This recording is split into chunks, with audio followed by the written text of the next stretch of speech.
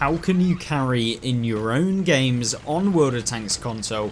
Well, today's going to showcase one specific game where I think we cover pretty much all aspects of World of Tanks console and how you can improve your own gameplay, and hopefully it will be beneficial to you because, you know, we're playing the IS, we're trying to actually go for that 4th mark of excellence. I've played a ton, I got to 99.8% and then of course had a couple of bad games and ended up back at 98% or 98.5% or something where we're currently at, which completely demotivated me, but we will get there eventually and we'll get those gold marks on this vehicle. But the key thing is that I've got this one replay during that stint of games that is going to showcase that in a tier 8 game, because this is a tier 7 vehicle, that you can still carry. So you don't have to be top tier to have insane games, and actually sometimes they actually kind of force you into playing in such a way that probably benefits you.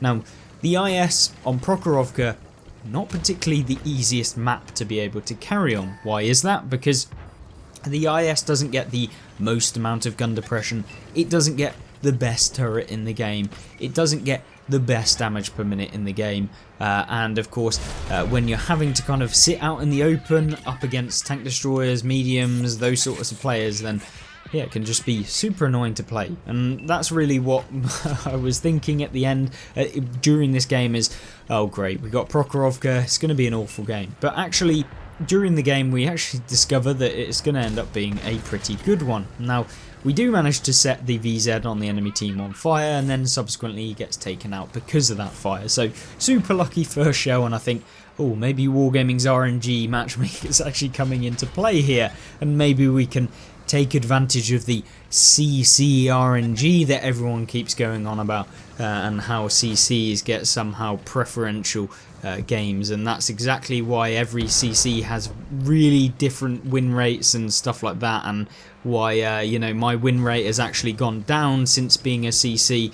And yeah, I mean, the tinfoil hatters out there are just having some fantastic kind of theories going on. But either way, you know, straight away in this game, not particularly the greatest game here so far. But don't worry, this all changes quite quickly. And the key thing that I want to focus on in this game is that you may think that the game is going to be bad, and at this point in the game I thought, we've done 600 damage, like I'm hoping to be able to get a minimum of 2,500 damage in every single game in order to get the 100% marks of excellence. That is the requirement. So if we do not do that, we are not going up on our marks of excellence, and if you only do just above that, you're going up by like 0.001% or something ridiculous.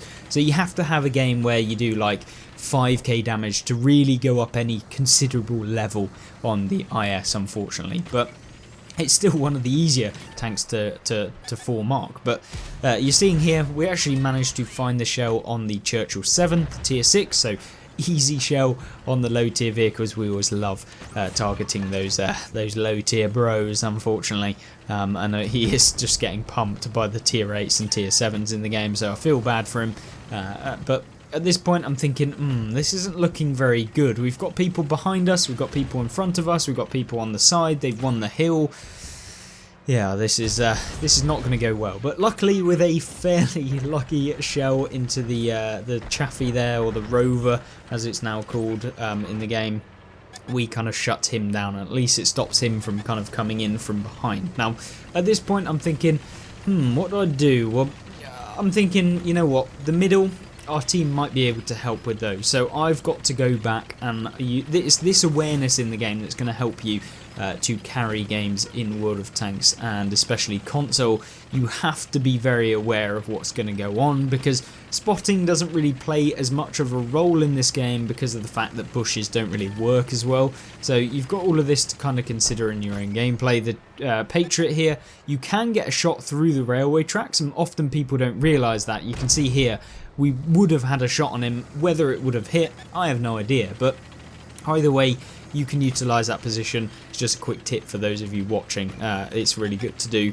And you're seeing me poke up towards the railway track here. Now that's to proxy or spot opponents that are on the other side. And this is something that you can do in your own games. Whether or not they get hit, I have no idea, but if they do, it's free assistance for us. So all of these things add up as you play, and of course you'll learn them over time how to do them, and they're really simple in their own right. You know, all I'm doing is driving up to the train to be able to spot for my team, but a lot of people just will not know about it and they'll never use it, and it's just those kind of pieces of useless information for that people don't realise actually becomes super useful in certain scenarios. Now, the Panzer 58 Mutz here, finding it very difficult to trade with me. I have 390 Alpha because tier 7 heavies from the Soviet line are completely fine and balanced, and we pump him for an easy shell. He of course misses, which is perfect, allows us to actually go forward and try and challenge him now. And now at this point I'm thinking I really need to start carrying this flank, because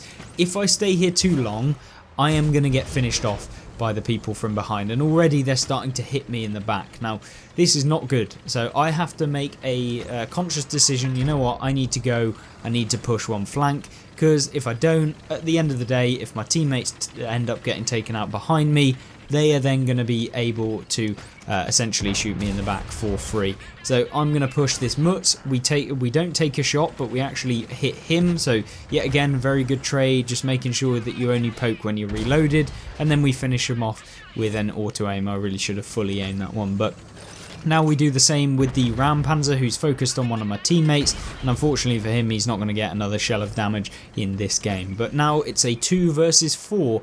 And yeah, not looking particularly great, but we finish off the IS on the enemy team. Super nice to have done that, and picks up our 5th kill of this game with 2,800 damage. So, you know, it's not very much damage, but either way, yeah, not a bad one. And of course 14 hits within this, so a lot of them were low health targets, so you know you can kind of count that one in. Now a P43 TER, so this is the tier 7 Italian medium tank that is not awful, but at the same time it's not particularly great. So I'm not confident that I'm going to win this. It just depends on the skill level of the Panther. Kind of the Panther, I guess you could call it, like, you know, the Pantera being the tier 8, the Peter being the tier 7. But he's struggling now. Of course, he's got to hit my Cupola when I'm sat behind the enemy Mutz, and once we can get that guy out of the game, then it's going to be ideal. Once again, utilising this train track to be able to hopefully spot maybe the Stura Emil that's on the enemy team. Now, at this point, I'm thinking, right, I need to be sure that I can get rid of this tier 7 medium before he regroups with the Stura Emil, and then, or alternatively he like leaves and goes and sits in a bush somewhere, and I'm just never going to be able to outspot him reliably, and especially if the Stura Emil does the same. So I take the aggressive push. We end up spotting the Stura Emil because he's out in the open for some reason, and I try and get a shot on the Pantera or the Peter. It doesn't actually manage to hit, but it's not too much of a trouble. He obviously thinks that I've fired, and quite rightly so, I have fired, and he gets actually kind of lucky that we weren't fully reloaded there. So not necessarily lucky, he obviously knew that we'd fired and then came round to try and deal damage. He didn't manage to do it, but now it's crucial that we get rid of the Stura Emil, and we do, finally, yes, nice, great result. Now hopefully this guy bounces. Now first shell doesn't bounce, and at this point I'm thinking, yep, let's go for the tracking shot, or at least go for the tracks and the damage at the same time, and we actually managed to do that. He's now no longer got a repair kit, and he only does 1 shell of damage, and we finish him off. And there you go, as easy as you like. Well, somewhat lucky at the end of the game to bounce a few rounds from the Panther or the Peter, and we come away with 4,161 damage on a map that is pretty awful for an IS, with 7 kills and 2,130 experience, carrying the game, and of course managing to really secure a ton of damage a late game and carry it for the team in a tier 8 game, picking up the Mastery, the Devastator, Bruiser, Fire for Effect, Arsonist, Top Gun, High Caliber, and of course getting our way up through the Marks of Excellence. And hopefully that's given you an indication as to the games in which that you can still come up on top even when you don't necessarily think that you are going to. And yeah, really enjoyable one to play. Thank you guys for sticking around, and of course if you have any questions or queries, that was of course the 99.74% game, and thank you, and I'll see you in the next one. Goodbye.